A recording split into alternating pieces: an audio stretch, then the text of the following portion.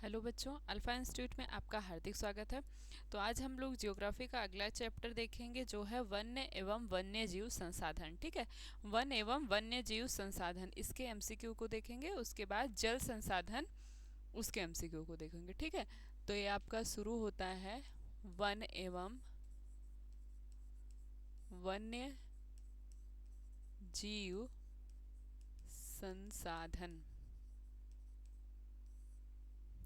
ठीक है, इसके पहले हमने संसाधन एवं विकास पढ़ लिया है। अब हम वन एवं वन्य जीव संसाधन देखेंगे, वन के बारे में और वन्य जीव संसाधन। ठीक है, जीवों के बारे में। तो इसमें आपका क्वेश्चन है पहला कि निम्न में से कौन सी उपजातियां दयनीय अवस्था में हैं और लुप्त होने के निकट हैं। कौन सी जातियां हैं जो दयनीय अवस्था में हैं और लुप्त होने की कगार में हैं, अर्थात संकटग्रस्त जनजातियां, संकटग्रस्त जातियां। चीता है, पहाड़ी कोयल है, मधुका इनसिग्निस है, या फिर ये सभी हैं। मधुका इनसिग्निस जो होती है वो जंगली महुआ की एक किस्म है। ठीक है, जंगली महुआ है, या फिर हम कहें जंगली महुआ की किस्म।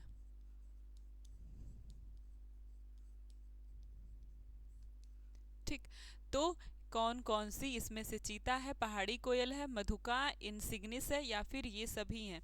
कौन कौन सी संकटग्रस्त जातियों में शामिल है। निम्नलिखित में से कौन सी उपजातियां जो हैं वो दयनीय अवस्था में आ गई हैं, या फिर कहें तो लुप्त होने की कगार पे हैं, अब लुप्त होने वाली हैं, अर्थात संकटग्रस्त श्रेणी में आ गई हैं। तो ये सभी जो जातियां हैं, उपजातियां हैं, ये सभी संकटग्रस्त श्रेणी में आ गई हैं। चीता हो गया, पहाड़ी कोयल हो गई, मधुका इंसिग्निस हो गया, और एक और है गुलाबी सिर वाला बत्तख। ठीक है, गुलाबी सिर वाली बत्तख।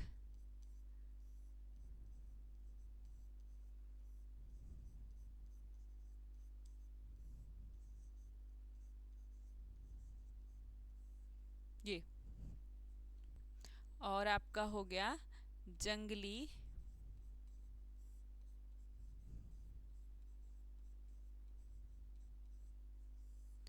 चित्तीदार उल्लू, ये हो गए। तो ये सभी जो उपजातियां हैं ये सभी क्या है, दयनीय अवस्था में हैं। ठीक है, ये दयनीय अवस्था में है, या फिर कहें तो लुप्त होने की कगार पर हैं। तो अगला क्वेश्चन देखते हैं कि विभिन्न प्रकार के पौधे और प्राणियों को विभिन्न श्रेणियों में निर्धारण कौन सी एजेंसी को विभिन्न श्रेणियों में निर्धारण कौन सी एजेंसी करती है। ठीक है,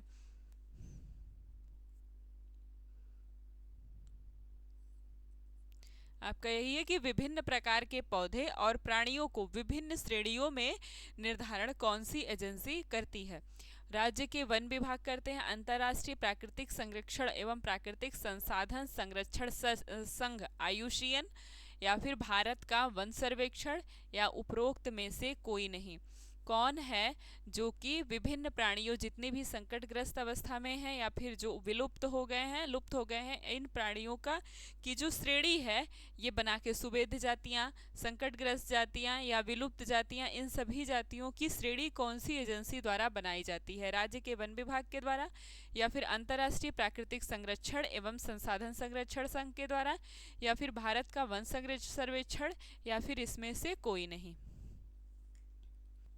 तो किसके द्वारा, तो इसमें आयुषीएन के द्वारा ये जो बुक है, ये श्रेणी है जो वो तैयार की जाती है, इसको क्या कहते हैं, रेड डाटा बुक कहते हैं। ठीक है, तो अंतर्राष्ट्रीय प्राकृतिक संरक्षण एवं प्राकृतिक संसाधन संरक्षण संघ के द्वारा संघ के द्वारा विभिन्न प्रजातियों की पेड़ पौधों या फिर प्राणियों की जो संकटग्रस्त जातियां हैं उनकी श्रेणी बनाई जाती है। ठीक है, तो इंटरनेशनल आईयूसीएन का फुल फॉर्म होता है international union for conservation of nature.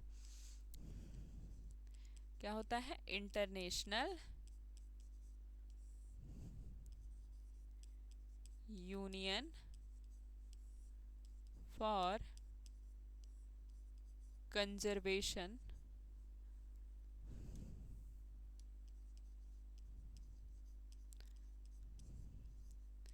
Conservation of nature red book. ठीक है, तो इसी के द्वारा रेड डाटा बुक बनाया जाता है। अब अगला क्वेश्चन देखेंगे कि निम्न में से कि निम्न में से कौन सी जातियां संकटग्रस्त की श्रेणी में शामिल हैं? जंगली गधा, काला हिरण, गैंडा, ये सभी कौन सी जातियां हैं जो संकटग्रस्त जातियों की श्रेणी में शामिल हैं? इसमें जातियां पूछा है, कौन सी जातियां हैं जो संकटग्रस्त जातियों की श्रेणी में शामिल हैं? जंगली गधा, काला हिरण, गैंडा। तो कौन सी जातियां हैं जो संकटग्रस्त जातियों में शामिल हैं? तो ये सभी हो जाएगा। ठीक है, इसमें आपका मगरमच्छ भी है, मगरमच्छ है, और संगाई है। संगाई, संगाई क्या है? संगाई हिरन की एक प्रजाति है। ठीक है, संगाई हिरन की प्रजाति कहाँ पाई जाती है? मणिपुर में, मणिपुरी हिरन।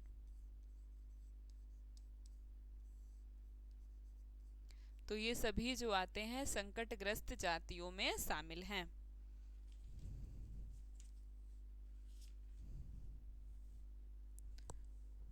ठीक, अगला क्वेश्चन है निम्न में से कौन स्थानिक जाति का उदाहरण है? एशियाई हाथी, निकोबारी कबूतर, हॉर्नबिल, एशियाई चीता। कौन सी जातियां स्थानिक जाति का उदाहरण है? तो इसमें आएगा आपका निकोबारी कबूतर। ठीक है, निकोबारी कबूतर हो गया, जंगली सुअर,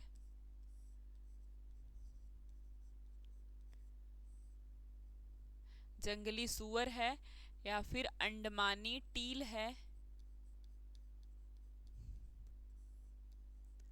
ये सभी स्थानिक जातियां हैं। ठीक है, ये सभी स्थानिक जातियां हैं। स्थानिक जातियां होती हैं कि किसी विशेष परिस्थिति या परिवेश से, जैसे जैसे परिवेश होता है ना, तो किसी विशेष क्षेत्र में ये पाई जाती हैं। ठीक है, तो ये यही अंडमान में ही पाई जाएगी। ये जंगली सुअर, एक निकोबारी कबूतर, तो ये हर जगह एक विशेष क्षेत्र में पाए जाते हैं। ठीक है, उनकी भौगोलिक स्थिति से हटकर उस विशेष क्षेत्र में पाए जाते हैं। तो भारत में चीते की प्रजाति कब लुप्तप्राय प्राणी घोषित किया गया था? भारत में चीता को कब लुप्तप्राय प्राणी घोषित किया गया था? वर्ष 1956 में, वर्ष 1952 में, वर्ष 1962 में, वर्ष 1992 में। चीते को कब लुप्तप्राय प्राणी के रूप में घोषित कर दिया गया था? चीता, तो इसको घोषित किया गया था आपके 1952 ईस्वी में। ठीक है, 1952 में चीता को लुप्तप्राय प्राणी के रूप में घोषित कर दिया गया था। अब अगला क्वेश्चन है कि निम्न में से किसे हरा सोना के नाम से जाना जाता है? हरा सोना, वन संसाधन, जल संसाधन, भूमि संसाधन, मानव संसाधन। ये तो सिंपल है। हरा सोना मतलब हरा सोना किसे कहा जाता है? हरा सोना के नाम से किसको जाना जाता है? वन को कहेंगे, जल को कहेंगे, भूमि को कहेंगे, या फिर मानव को कहेंगे? तो हरा वन ही है, तो इसको हरा सोना कहा जाता है, हरा सोना के नाम से जाना जाता है।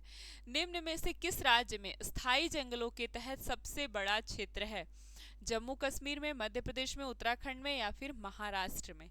कहाँ पर स्थायी जंगलों के तहत सबसे बड़ा क्षेत्र है? स्थायी जंगलों के तहत जो सबसे बड़ा क्षेत्र है जंगल के रूप में, वो है आपका मध्य प्रदेश में। ठीक, निम्नलिखित में से कौन भारत के वनों और वन्यजीव संसाधनों के प्रबंधन का प्रभारी है? विश्व वन्य फाउंडेशन, वन्यजीव फाउंडेशन, या भारतीय भूवैज्ञानिक सर्वेक्षण, वन विभाग, गैर सरकारी संगठन? कौन भारत के वनों और वन्यजीव संसाधनों के प्रबंधन का प्रभारी है? किस पर वनों और वन्यजीव संसाधन, इन दोनों के प्रबंधन का भार होता है? कौन सी संस्था पर?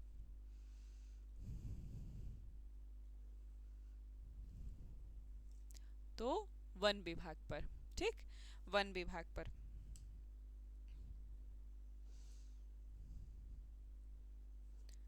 तो आगे देखते हैं।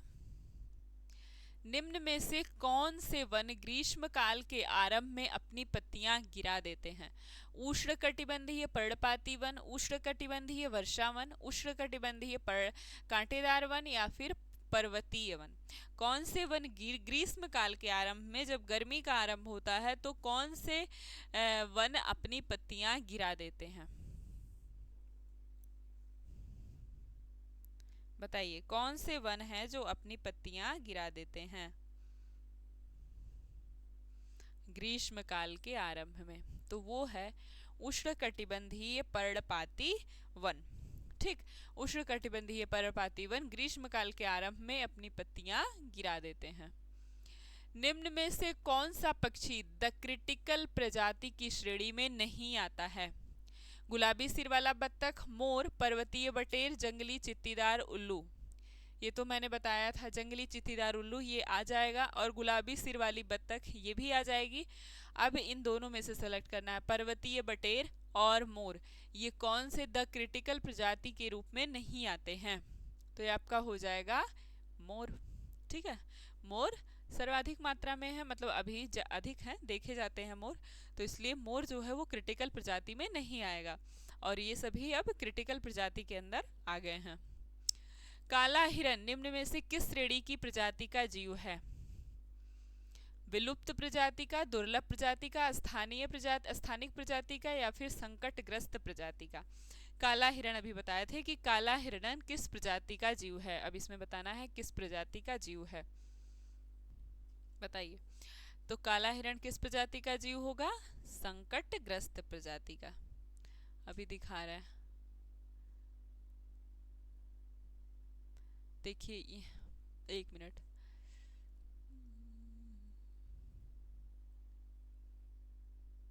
हाँ, यहाँ पर था, देखिए। निम्नलिखित में से कौन सी संकटग्रस्त प्रजातियों की श्रेणी में आता है? तो इसमें था काला हिरण, गैंडा, जंगली गधा, ये आता है मगरमच्छ और संगाई मणिपुरी हिरण, ये सभी संकटग्रस्त प्रजातियों में आते हैं। तो यहाँ पूछा है कि संकटग्रस्त प्रजाति में कौन सा जीव है, या काला हिरण किस प्रजाति में आता है? तो संकटग्रस्त प्रजाति में आता है। ठीक, निम्नलिखित में से किस वर्ष बाघ परियोजना शुरू की गई थी? 1951 में, 1973 में, 1993 में, 2009 में? किस वर्ष बाघ परियोजना शुरू की गई थी? तो क्या होगा? 1973। ठीक है, और बाघ दिवस मनाया जाता है, बाघ दिवस या फिर कहें तो विश्व बाघ दिवस कब मनाया जाता है? तो मनाया जाता है 29 जुलाई को। ठीक, विश्व बाघ दिवस 29 जुलाई को, और बाघ परियोजना बनी थी 1973 में। हिमालयन यव क्या है? एक प्रकार का हिरण, एक औषधीय पौधा, पक्षी की एक प्रजाति, हिमालय में उगाई जाने वाली खाद्य फसल। हिमालयन यव क्या है?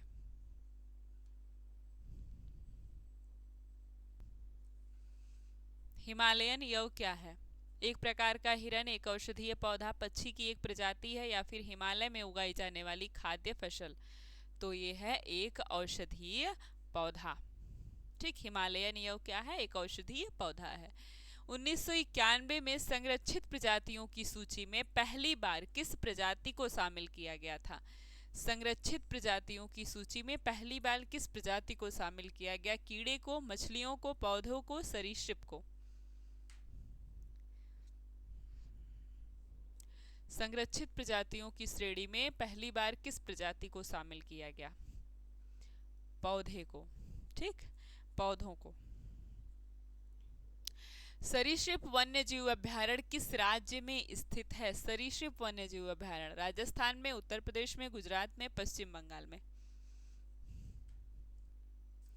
सरीसृप वन्यजीव अभ्यारण्य किस स्थान, मतलब कहाँ पर, किस राज्य में स्थित है? यहाँ पर ये होगा सरिस्का। सरिस्का वन्यजीव अभ्यारण्य किस राज्य में स्थित है? तो राजस्थान में। ठीक है, सरिस्का वन्यजीव अभ्यारण्य राजस्थान में है। बीज बचाओ आंदोलन क्या था? रासायनिक खादों से अधिक उत्पादन, टिहरी के किसानों द्वारा बिना रासायनिक खाद के फसलों का उत्पादन, हरित क्रांति, पेड़ों को उगाना, बीज बचाओ आंदोलन क्या था? तो ये था टिहरी के किसानों के द्वारा बिना रासायनिक खाद के फसलों का उत्पादन करना। उड़ीसा और बिहार की जनजातियां शादी के दौरान किस वृक्ष की पूजा करती हैं? किस वृक्ष की पूजा करती हैं? इमली और आम की, आम और नीम की, पीपल और कदम्ब की, सीसम और कीकर की।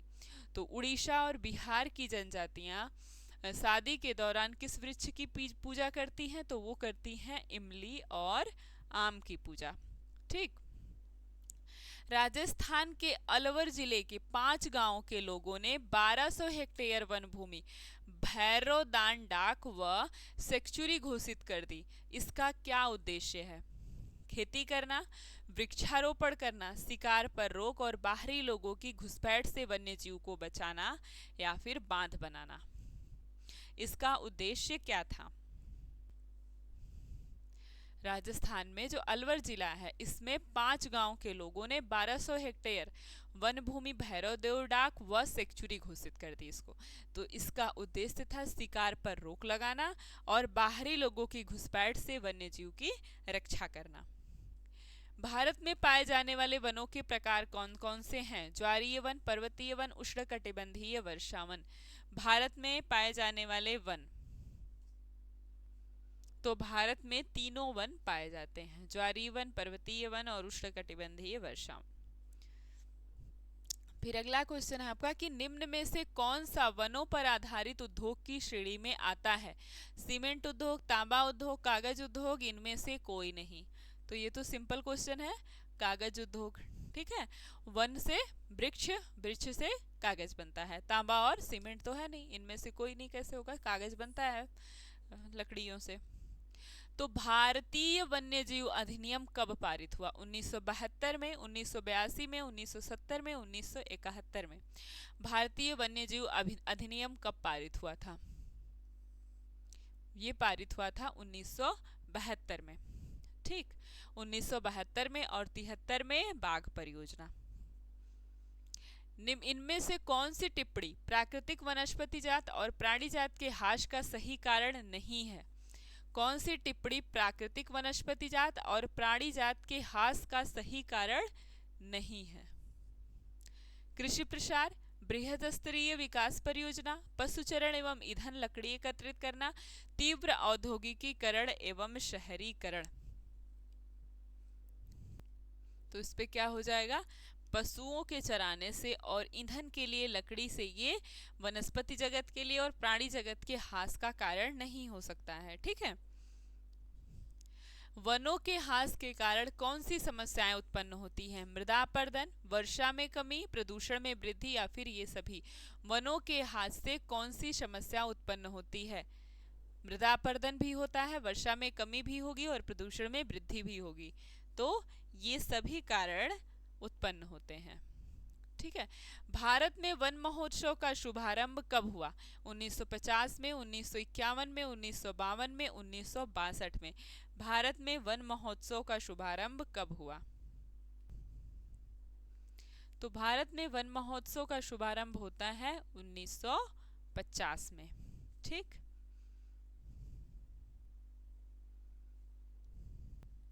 ठीक है, तो ये आपका यहाँ पर वन एवं वन्य जीव संसाधन खत्म होता है। ठीक है, अब आगे हम देखेंगे जल संसाधन। ये क्या है? ये है जल संसाधन।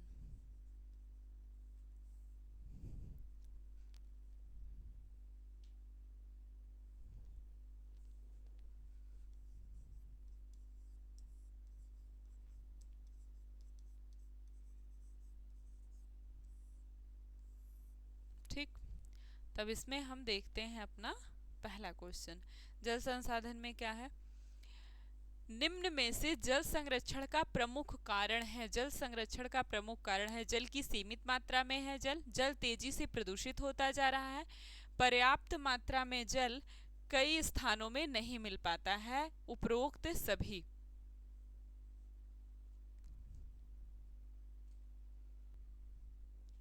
तो क्या लगाएंगे कि जल सीमित मात्रा में है या फिर प्रदूषित हो रहा है और जल पर्याप्त मात्रा में जल कई स्थानों पर नहीं मिल पा रहा है।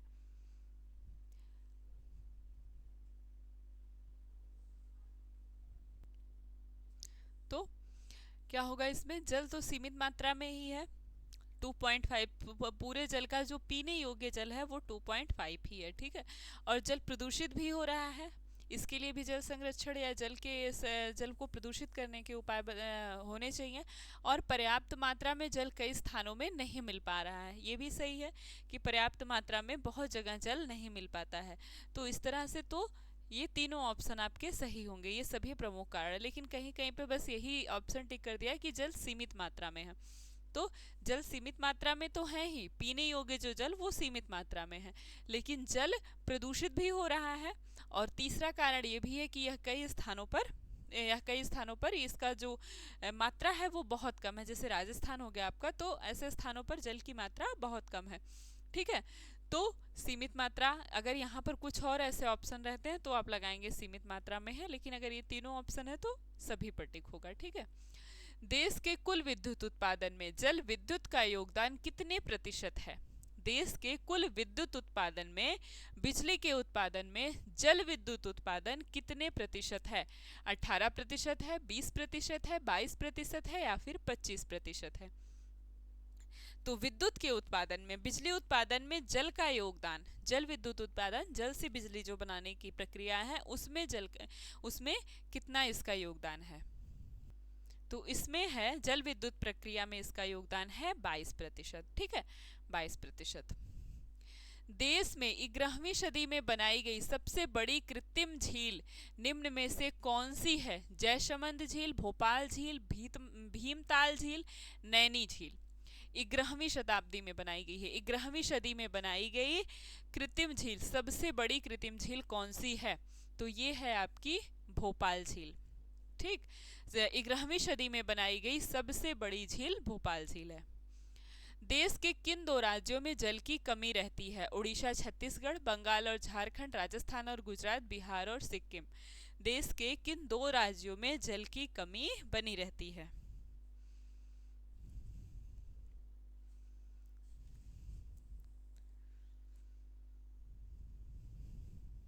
बताइए।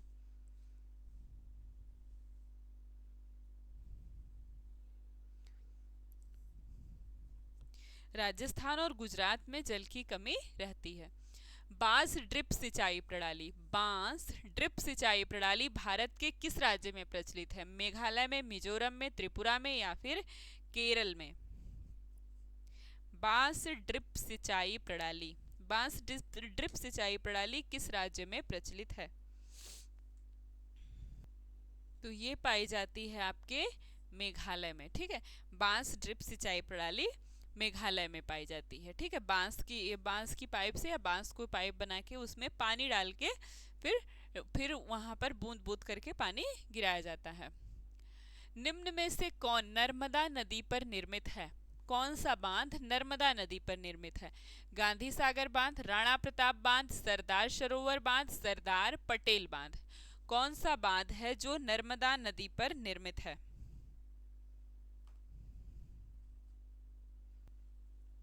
तो नर्मदा नदी पर कौन सा बांध है? सरदार सरोवर बांध, ठीक है। और ये कहाँ है नर्मदा नदी और ये सरदार सरोवर बांध? तो गुजरात, ठीक, गुजरात में सरदार सरोवर बांध गुजरात में है, नर्मदा नदी पर। पश्चिमी राजस्थान में छत वर्षा जल संग्रहण की विधि क्यों कम होती जा रही है?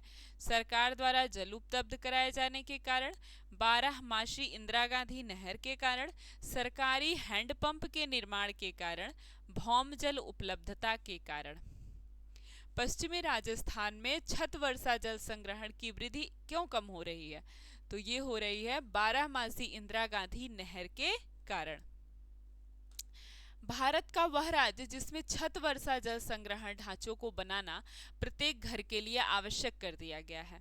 भारत का वो कौन सा राज्य है जिसमें छत वर्षा जल संग्रहण के ढांचे को बनाना उस राज्य के लिए आवश्यक कर दिया गया है, प्रत्येक घर के लिए आवश्यक कर दिया गया है? बिहार है, तमिलनाडु है, कर्नाटक है या फिर केरल है?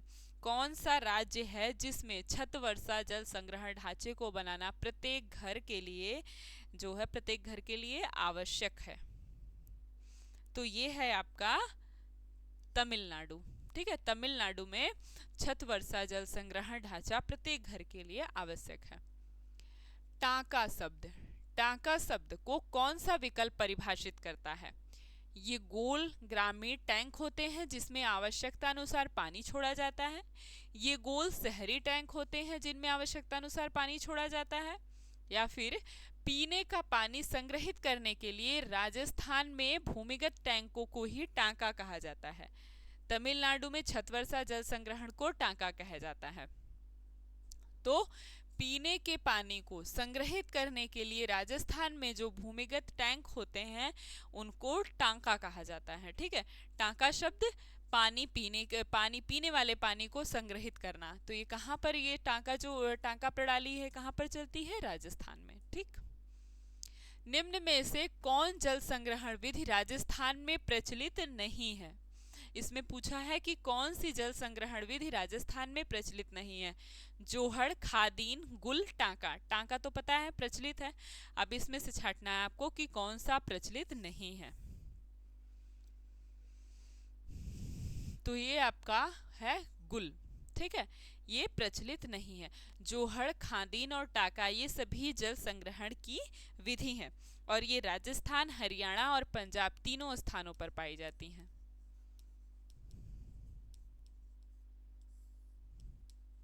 अत्यधिक राजस्थान में, लेकिन राजस्थान, हरियाणा, पंजाब।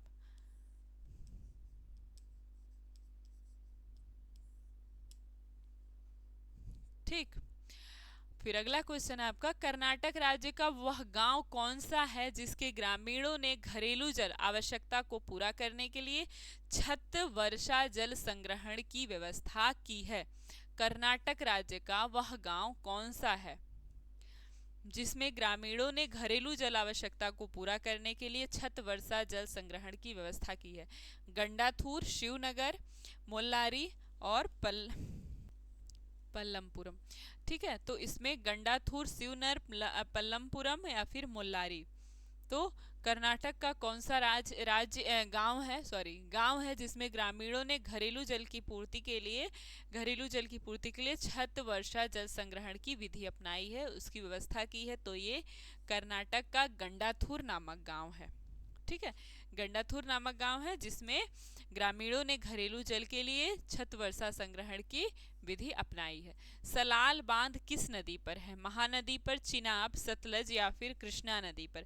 सलाल बांध किस नदी पर है? तो सलाल बांध आपका है चिनाब नदी पर। ठीक,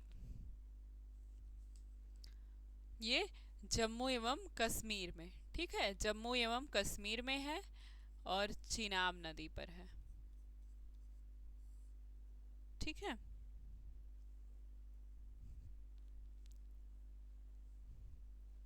तो देखते हैं अगला क्वेश्चन। इसमें आपको ज़्यादा वन से या जल संसाधन में ज़्यादा परियोजनाओं और इस पे ध्यान देना है क्योंकि परियोजनाएं ही गलत होती हैं। ठीक है, तो इसलिए जितनी भी जल परियोजना है इसको आप बार बार पढ़ेंगे, कौन सी नदी है, कहाँ पर है और वो किस क्षेत्र में बहती है। ठीक, तो एक मिनट।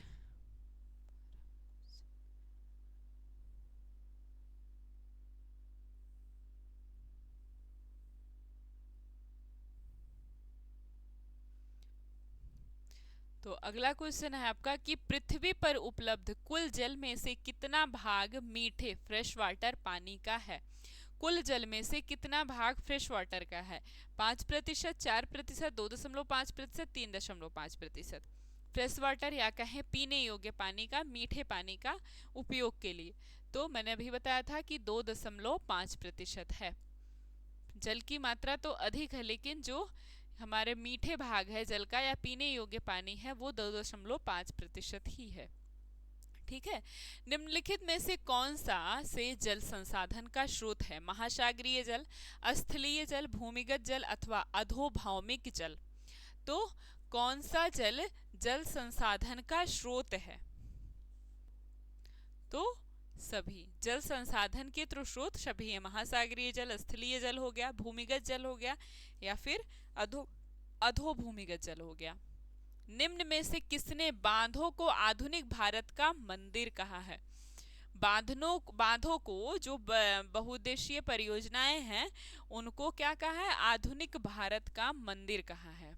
किसने कहा है? राजेंद्र प्रसाद ने, जवाहरलाल नेहरू ने, सरदार पटेल ने, या फिर गांधी जी ने? किसने कहा है कि बांध जो है वो आधुनिक भारत के मंदिर हैं? ये कहा है जवाहरलाल नेहरू ने। ठीक है, जवाहरलाल नेहरू जी ने कहा है कि जो बहुउद्देशीय परियोजनाएं हैं ये आधुनिक भारत की मंदिर हैं। बहुउद्देशीय नदी परियोजना आधुनिक भारत का मंदिर है, यह कथन निम्नलिखित में से किसने कहा है? ये रिपीट हो गया दूसरी तरीके से, तो ये जवाहरलाल नेहरू ने कहा है। इनमें से कौन 11वीं शताब्दी में निर्मित प्राचीन भारत की सबसे बड़ी कृत्रिम झीलों में से एक है? गोविंद सागर झील, हांस खास, या फिर डल झील, या फिर भोपाल झील? तो ये भी हो गया है भोपाल झील। ठीक है, 11वीं शताब्दी में निर्मित जो सबसे बड़ी झील है वो है भोपाल झील। निम्न में से कौन आज भारत के उत्पादित कुल बिजली का लगभग 22% है? सौर ऊर्जा, जल विद्युत ऊर्जा, उद्योग, या फिर भूतापीय ऊर्जा? तो ये भी हो गया है दूसरे तरीके से, तो जल विद्युत। कि विद्युत के उपयोग के लिए जल विद्युत कितने प्रतिशत सहायक है? तो 22%। निम्न में से कौन सी जलीय कृतियां प्राचीन काल की विशेषता नहीं है? बहुउद्देशीय नदी घाटी परियोजनाएं, पत्थर के मलबे के बने बांध, जलाशय या झीलें, तटबंध और नहरें? कौन सी जलीय कृतियां प्राचीन काल की विशेषता नहीं है?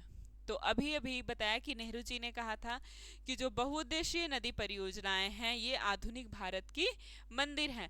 तो ये क्या है? बहुउद्देशीय नदी परियोजना ये आधुनिक भारत की विशेषता है, ये प्राचीन भारत की विशेषता नहीं है। तो इसलिए ये प्राचीन भारत की विशेषता नहीं है, तो ये सही हो जाएगा। निम्न में से कौन सा पर्यावरणीय नुकसान बहुउद्देशीय परियोजनाओं के कारण नहीं होता है? जल जनित बीमारियां और कीट, जल के अत्यधिक उपयोग से उत्पन्न प्रदूषण, भूकंप, ज्वालामुखी गतिविधियां? कौन सा पर्यावरणीय नुकसान बहुउद्देशीय परियोजनाओं के कारण नहीं होता है? तो ज्वालामुखी गतिविधियां, इनका बहुउद्देशीय परियोजनाओं से कोई संबंध नहीं है। निम्न में से किस नदी पर बहुउद्देशीय नदी परियोजना नहीं है? सतलुज नदी पर, महानदी पर, नर्मदा नदी पर, यमुना नदी पर? कौन सी नदी पर बहुउद्देशीय नदी परियोजना नहीं बनी है? सतलज पर अभी देखा, सतलज पर बनी है, महानदी पर, नर्मदा पर, यमुना पर। तो किस पर नहीं बनी है? नर्मदा पर हमने देखा सरदार सरोवर बांध, ठीक है, वहां पर गुजरात में। अब और बताइए किस नदी पर? सतलज और ब्यास पर भी है, आगे क्वेश्चन आएगा। महानदी पर भी है, आपकी यमुना नदी पर कोई बहुउद्देशीय परियोजना नहीं बनी है। निम्नलिखित में से कौन सी बहुउद्देशीय परियोजनाएं सतलज ब्यास नदी बेसिन में पाई जाती हैं? हीराकुंड परियोजना, दामोदर घाटी परियोजना, भाखड़ नागल परियोजना, या फिर रिहंद परियोजना? मैंने कहा ना सतलज व्यास अभी आएगा। तो सतलज व्यास नदी पर कौन सी परियोजना पाई जाती है? कौन सी परियोजना है?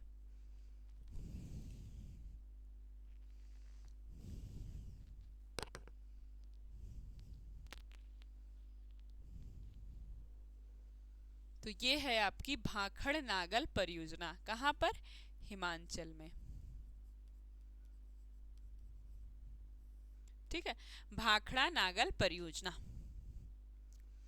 भारत की प्रथम नदी घाटी परियोजना निम्न में से कौन है? टिहरी बांध परियोजना, नागार्जुन सागर बांध परियोजना, इंदिरा गांधी नहर परियोजना, दामोदर घाटी परियोजना? प्रथम नदी घाटी परियोजना।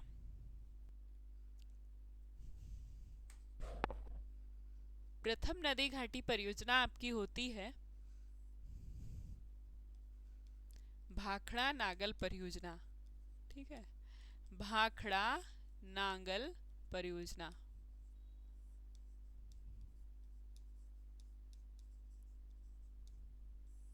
और यही आपका सही होगा। ठीक, यही प्रथम नदी घाटी परियोजना, भाखड़ा नागल परियोजना। निम्न में से कौन सी परियोजना पश्चिम बंगाल तथा झारखंड को संयुक्त रूप से लाभान्वित करती है? कौन सी परियोजना? तुंगभद्रा, टिहरी, दामोदर घाटी, नागार्जुन सागर। कौन सी परियोजना है जो पश्चिम बंगाल और झारखंड दोनों को संयुक्त रूप से लाभान्वित करती है?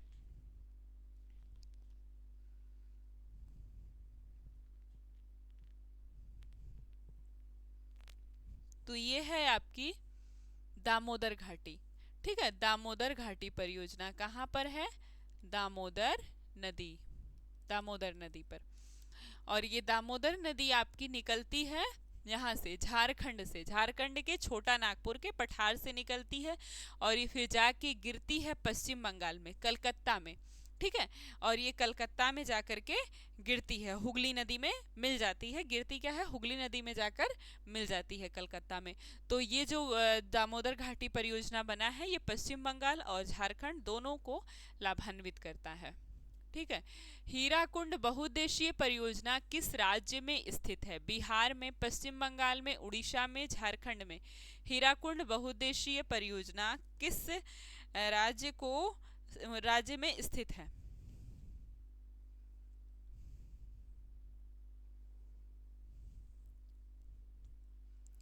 तो ये आपके उड़ीसा राज्य में स्थित है। ठीक, उड़ीसा राज्य में स्थित है। और ये किस पर बना है? तो ये बना है किस नदी पर?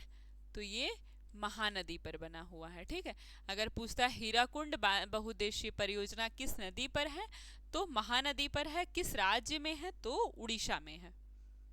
रिहंद बांध परियोजना पूछा है, रिहंद बांध परियोजना किस राज्य में बनाई गई है? पंजाब में, आंध्र प्रदेश में, बिहार में, उत्तर प्रदेश में। रिहंद बांध परियोजना किस राज्य में बनाई गई है? तो ये बनाई गई है आपके उत्तर प्रदेश में। उत्तर प्रदेश में कहाँ? उत्तर प्रदेश में सोनभद्र जिले के, सोनभद्र जिले के पिपरी नामक स्थान पर।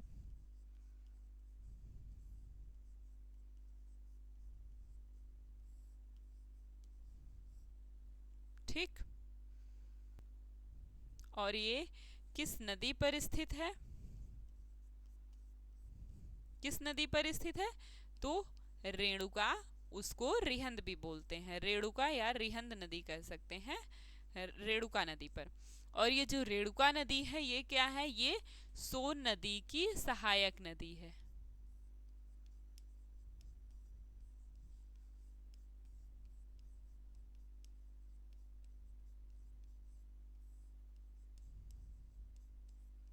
ठीक, रेणुका नदी सोन नदी की सहायक नदी है। तो रिहंद बांध परियोजना उत्तर प्रदेश में, उत्तर प्रदेश के सोनभद्र जिले के पिपरी नामक स्थान पर है। और ये रेणुका नदी पर बनी हुई है। नदी अगर पूछेगा तो रेणुका नदी पर बनी हुई है, और रेणुका नदी सोन नदी की सहायक नदी है। आगे देखते हैं, टिहरी बांध किस नदी पर बनाया गया है? यमुना नदी, रामगंगा नदी, भागीरथी एवं भिलंगना, या फिर शारदा नदी। तो टिहरी बांध किस नदी पर बना है?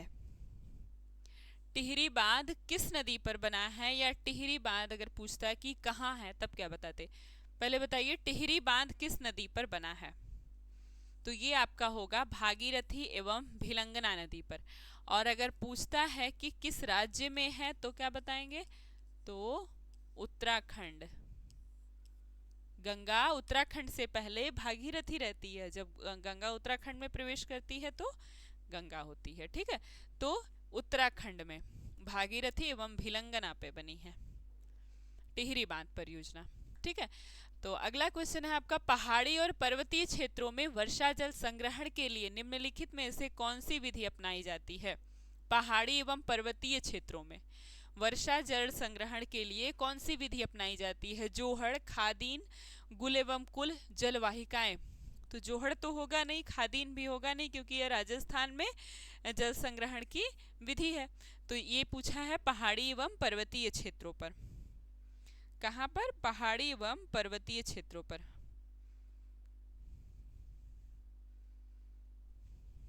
ये गुल एवं कुल, ठीक है, गुल एवं कुल, ये पहाड़ी एवं पर्वतीय क्षेत्रों पर जो है वो वर्षा जल संग्रहण की विधि है।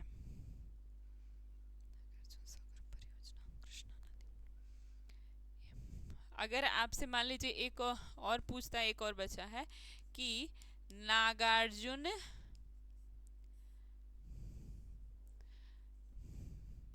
नागार्जुन बांध परियोजना ये किस नदी पर है?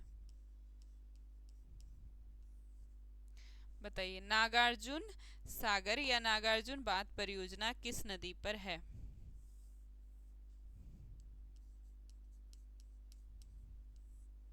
तो ये आपकी कृष्णा नदी पर है।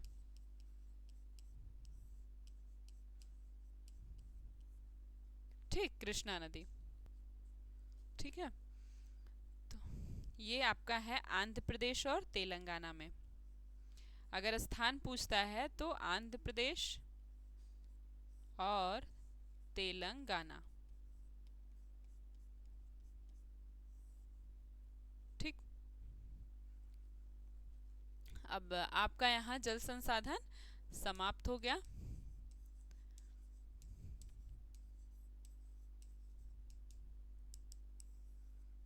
चलिए, ठीक है, तो हम मिलेंगे आपसे अगले लेसन के साथ। तब तक के लिए थैंक यू सो मच। पढ़ते रहिए, एमसीक्यू के साथ साथ आप लोग क्वेश्चन भी करते रहिए, फिर समय मिलेगा तो क्वेश्चन भी होता रहेगा धीरे धीरे, पहले एमसीक्यू हो जाए तो, ठीक है। तो चलिए, थैंक यू।